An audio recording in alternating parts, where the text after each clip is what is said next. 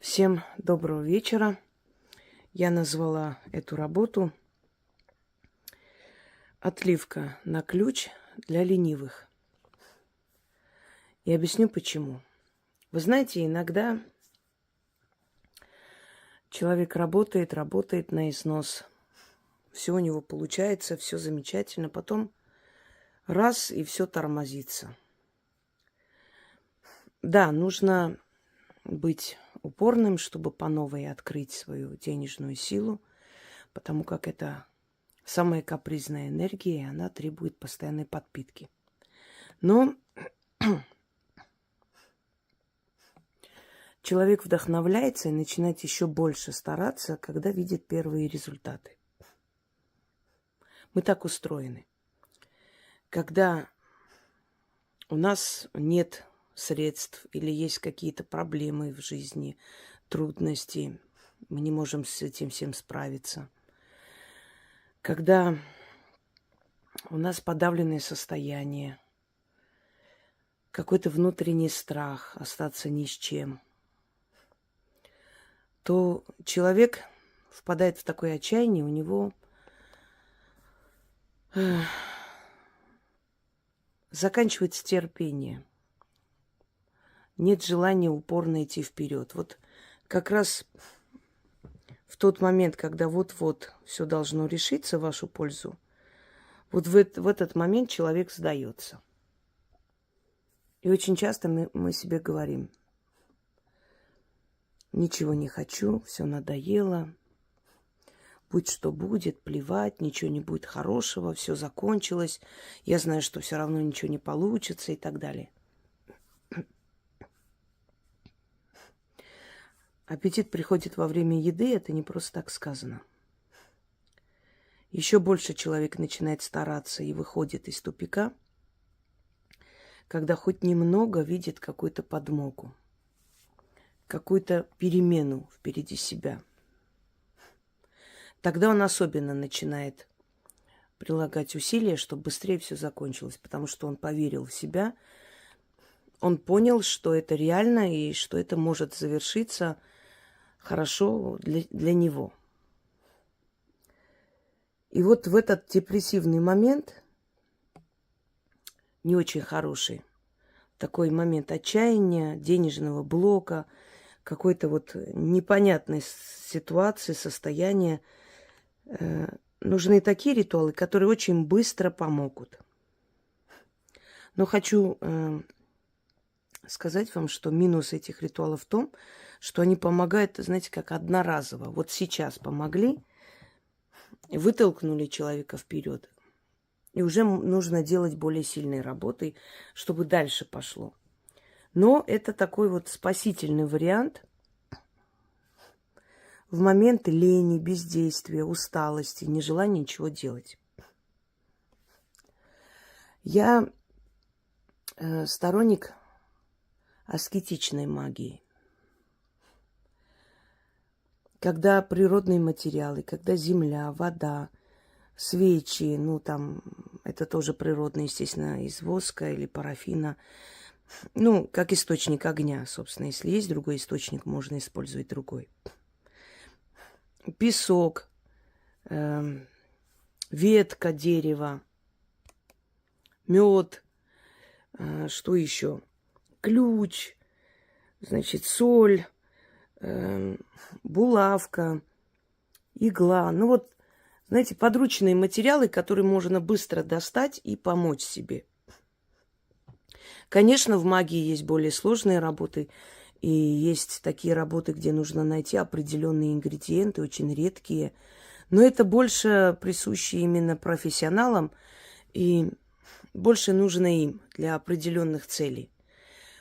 Но изначально магия деревенская, она была связана со стихией, воды, ветра, разговор с водой, с рекой. Начитывали на рыбацкую сеть, если там нужно было поймать женихов, на сети свои. На волосы свои начитывали. Серебро кидали в воду, утром умывались, начитав при этом там заговор, например, чтобы понравиться всем, чтобы быть приятной, на молоко, на дым и так далее. Потому что когда человек начинает себе помогать, у него нет возможности пока ставить красивые алтари. Это потом. И я объясняю, почему это вам нужно. Чем больше вы сближаетесь с этими силами, тем больше нужно закрепить с ними свою связь. И было бы, конечно, замечательно, если у вас есть алтарь фортуне, если есть отдельное место, куда вы можете зажечь благовоние, ставить кофе. Это вас настраивает, понимаете, оно перед глазами. И постоянно напоминает о том, что иди почитай что-нибудь, иди попроси, иди поблагодари. И жизнь пускай все время будет у тебя фартовая и будет связана с удачей. Это очень хорошо. Если человек вот относится к этому, знаете, как на свидание идет, как влюбленно колдует. То есть любит это дело, ему нравится. Он получает результаты и дальше идет, и дальше, и дальше, и дальше, и все больше. Это очень хорошо. Но изначально человеку нужна помощь. И у него должны быть сподручные просто материалы. Соль, вода, мед, ключ, черная ткань можно еще достать, предположим, если она нужна, да. Камни, которые везде можно найти, песок. Вот начитать, оставить под деревом, там несколько монет, которые можно найти. Оставить под деревом, скажем, горшочек глиняный, который недорогой, можно найти, даже дома можно взять. Рюмку там налить, оставить где-нибудь. Начитать, ленту привязать к дереву, которое стоит копейки, можно найти. Но оно принесет изначально первые ступени помощи человеку, а дальше человек сам, отталкиваясь от этого, идет дальше. И иногда человеку, который впал в отчаяние, который ничего не хочет, у которого начинается депрессивное отрицание всего и нежелание ничего менять, потому что ему больно, душевная боль, иногда этому человеку надо дать такие простые работы для ленивых. Но это я так условно называю ленивых. Потому что когда не хочешь жить, тебе лень все делать. Ничего не хочется. И даже жизнь лень. Жить лень. Знаете, есть у грузин такое выражение «сицоцхлемезареба». Вот мне лень жить, я не хочу. То есть не то, что не хочу, мне даже жить лень. Но в плохом смысле это означает. То есть у меня нет силы даже жить. Вот так. Иногда так бывает, да. Это очень страшные, опасные периоды, потому что когда человек долгое время поддается депрессии и отчаянию, проблемы не решаются, они накапливаются, и потом начинается расплата за эту боль еще. Мы за все расплачиваемся. Вот мы распереживались, заплакали, значит, неделями не питались нормально, нервничали. И вот посадили, например, поджелудочное. Теперь мы должны поджелудочное лечить. Вот мы расстались с человеком, он предал нас. Мы нервничали, у нас были периоды стресса, вот то же самое нежелание жить и так далее. Чувства прошли, боль прошла, все это зарубцевалось, мы стали сильнее, научились жить, но из-за этих стрессов мы заработали какую-то болезнь. И мы начинаем эту болезнь лечить. Некоторых эта болезнь уводит в могилу с годами, если у них были очень сильные стрессы. Понимаете, о чем я? Что в любом случае, что бы ни случилось, включайте трезвый разум. Боль, отчаяние, безысходность, временные явления, они даются человеку для того, чтобы он пересмотрел себя, чтобы он стал другим, чтобы он стал сильнее, чтобы он научился выживать в трудной ситуации. Оно не просто так дается. Судьба не безжалостна к нам. Она нас не ненавидит. И не из-за ненависти она дает эти испытания, а для того, чтобы мы... Вот планка нашей души поднялась. Если бы мы в жизни не страдали никогда, если бы у нас не было никаких трудных периодов, мы бы были абсолютно пустые существа. Мы понимаем людей, потому что сами прошли. Мы понимаем, что такое боль от предательства, потому что нас предавали. Мы знаем, что такое депрессия, почему человеку плохо, и надо ему помочь, потому что у самих это было, понимаете? Только благодаря тому, что мы это прошли, мы знаем, как это преодолеть. Мы учим других. Вот то же самое можно сказать насчет меня. Нет ни одной темы моей, которую я снимала, которая меня не коснулась. Вот я никогда не снимала ту тематику, которую там где-то прочитала, услышала и так далее. Я считаю это неактуальным. Пусть это расскажет тот человек, который это лично прошел. И когда я рассказываю, исходя из своего опыта, я хочу дать понять людям, что я же выжила, я же смогла это перенести. Вот я вот с вами делюсь, как это надо переносить, что надо при этом делать. Итак, вот для ленивых. Я вам уже говорила, что ключи в магии имеют огромное значение. Они на ментальном уровне открывают двери. Вот такой ключ я заказала, вам тоже рекомендую. Есть, по-моему, ярмарка мастеров. Там, ну, можно набрать, можете найти. У меня их нет. Мне не пишите, поэтому иногда мне пишут, а у вас есть там ключи, там статуи. Нет, я ничем не торгую. Но найти можно, это несложно. Почему? Потому что так удобно. Просто очень удобно. Вот сверху банки вот так держите, и как бы можно. Но если у вас есть ключи с таким широким этим горлышком, или как он там называется, ну, пожалуйста, используйте. Если вы сами можете сделать такой ключ, делайте. Только не из алюминия, это уже будет несерьезно. Вот ключ. У меня есть 2 работы, связанные с отливками. С ключами много работ, а вот отливка на ключ – 2 работы, да, одна там отливка на ключ, вторая работа открыть царскую дорогу. И то очень сильные. Как только в жизни, я почему, вот, знаете, упразднила, насколько возможно, все эти сложные работы, чтобы человеку, вот когда человеку плохо, ему нет вообще абсолютно желания идти находить какой-то клык волка, я не знаю, хвост черного павиана. Не будет он искать это все. Во-первых, у него нет средств, возможностей. Во-вторых, у него нет настроения. В-третьих, чем сложнее, чем больше ты усложняешь задачу для человека, тем меньше у человека силы, желания это провести. Итак, вам нужна банка с водой. Обыкновенная вот. Обычная банка. Ключ. И 4 свечи. Я здесь 2 взяла. Я потому что 2 раза сделаю с камерой, а потом уже отдельно довершу для себя. Вы должны быстро открыть двери денежные и удачи. Читать нужно 4 раза, капая, естественно, свечи туда. Если будет сильно коптиться и, значит, погаснет свеча, не надо бояться. Это значит, что просто сильный сглаз, зависть, и которая вот как бы на время вот так закрыла ваши финансы. Но чтобы не ждать, пока она сама откроется, вы можете быстро открыть. Когда у вас происходит денежный застой, вы сначала уберите этот застой, а потом уже начитываете ритуалы на удачу. Потому что сначала надо очистить это все, эту энергию, открыть дорогу, а потом уже привлекать удачу и деньги. Значит, 4 раза. Вот свеча пока, значит, капаете одну свечу, начитали 1 раз. До конца пускай докапает, вот чуть-чуть останется там немного. Киньте внутрь.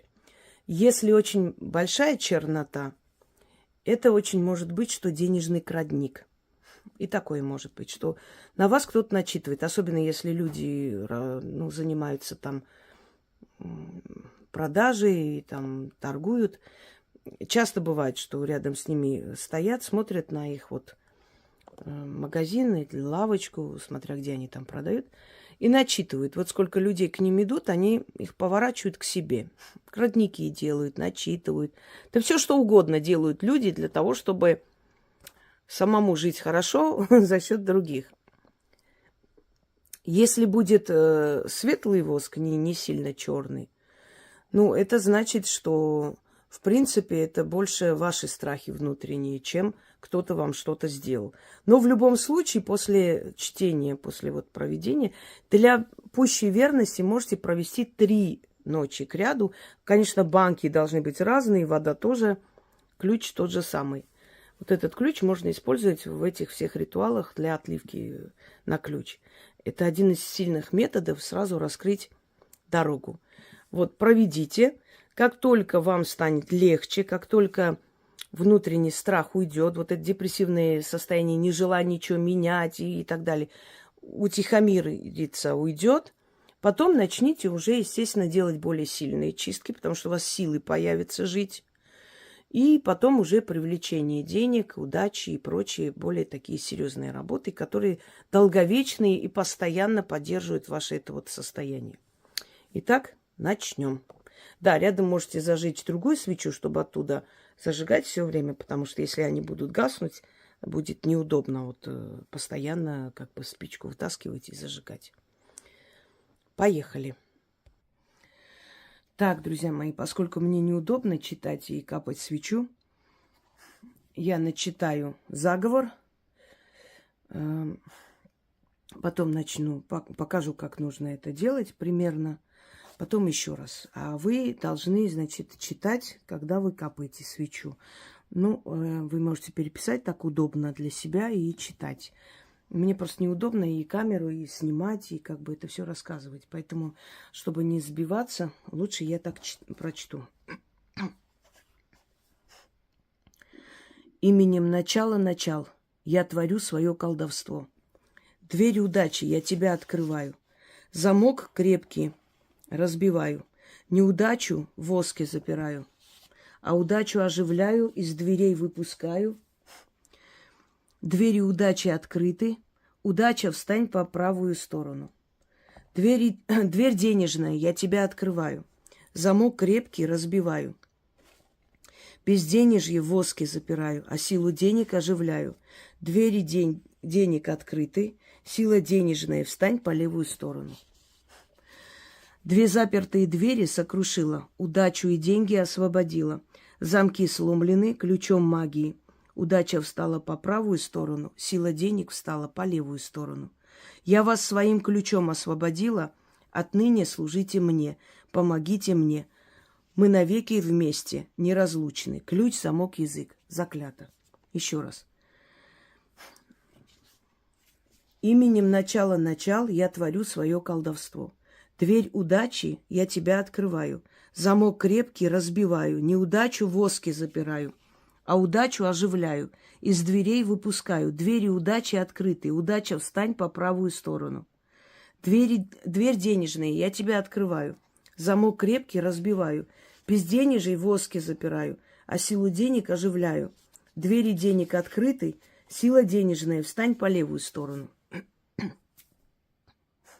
Две запертые двери сокрушила, удачу и деньги освободила.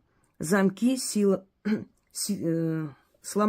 сломленные, извиняюсь, ключом магии. Удача встала по правую сторону, сила денег встала по левую сторону. Я вас своим ключом освободила, отныне служите мне. Помогите мне, мы навеки вместе, неразлучны. Ключ, замок, язык, заклято. Именем начала начал я творю свое колдовство. Дверь удачи я тебя открываю. Замок крепкий разбиваю. Неудачу в воске запираю, а удачу оживляю. Из дверей выпускаю. Двери удачи открыты. Удача, встань по правую сторону. Дверь денежная, я тебя открываю. Замок крепкий разбиваю. Безденежье в воске запираю, а силу денег оживляю. Двери денег открыты, сила денежная. Встань по левую сторону. Две запертые двери сокрушила, удачу и деньги освободила. Замки сломлены ключом магии. Удача встала по правую сторону, сила денег встала по левую сторону. Я вас своим ключом освободила, отныне служите мне, помогите мне. Мы навеки вместе, неразлучны. Ключ, замок, язык. Заклято. И в 4-й раз. Именем начала начал я творю свое колдовство. Дверь удачи я тебя открываю. Замок крепкий разбиваю. Неудачу в воске запираю, а удачу оживляю, из дверей выпускаю. Двери удачи открыты. Удача, встань по правую сторону. Дверь денежная, я тебя открываю. Замок крепкий разбиваю. Безденежье в воске запираю, а силу денег оживляю. Двери денег открыты, сила денежная, встань по левую сторону. Две запертые двери сокрушила, удачу и деньги освободила. Замки сломлены ключом магии. Удача встала по правую сторону, сила денег встала по левую сторону. Я вас своим ключом освободила, отныне служите мне, помогите мне. Мы навеки вместе, несокрушимы. Ключ, ой, неразлучны. Ключ, замок, язык, заклято. Итак, теперь вот просто читая этот заговор, вот, капайте воском сюда.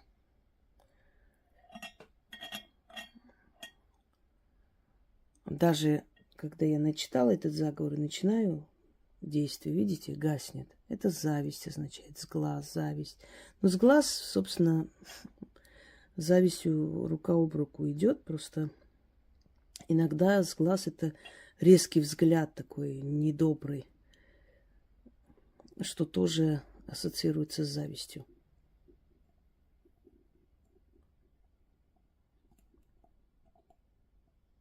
Вот.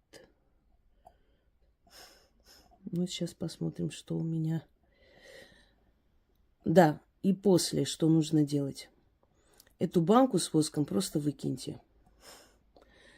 Здесь откуп идет определенная энергия, которая исходит во время ритуала. И здесь ничего делать особо не нужно, то есть откупиться.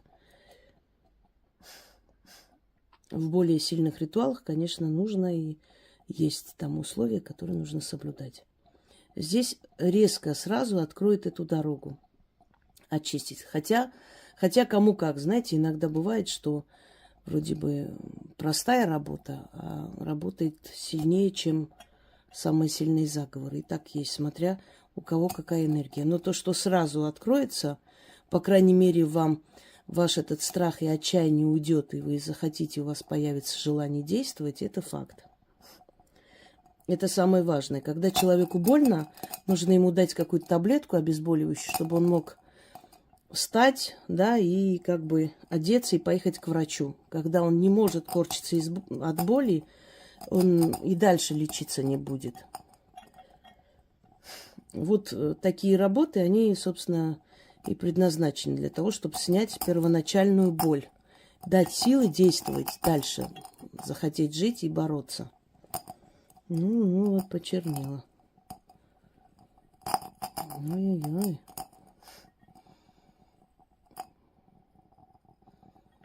Ну вот, неудивительно, однако. Многим я мешаю жить. Хлеб у них отобрала. Дала людям очень много помощи совершенно даром. И уже им воздухом торговать не получается. Понимаете, конечно, я очень сильно мешаю определенным товарищам.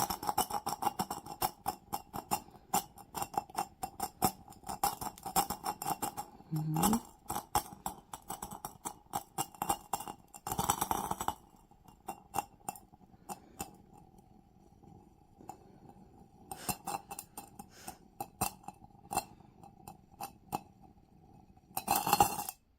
Ой. Ну, чернота вот прямо жуткая, я бы сказала. Так, Зена, все, успокойся, угомонись. Вот, видите? Обычно, если так выходит, это зависть, сглаз, злость, ненависть, посылы. Ну, иногда и может быть даже попытка что-то сделать, и такое возможно, да. Хотя мне что-то делать уже давно невозможно другим, но в любом случае попытка, да, возможно, допускаю. Желание что-либо делать может. Все, друзья мои, проведите и меняйте свою жизнь. И всегда знайте, что надо бороться. Когда немного начинаешь бороться, то и Вселенная начинает вместе с тобой бороться за тебя. Всем удачи!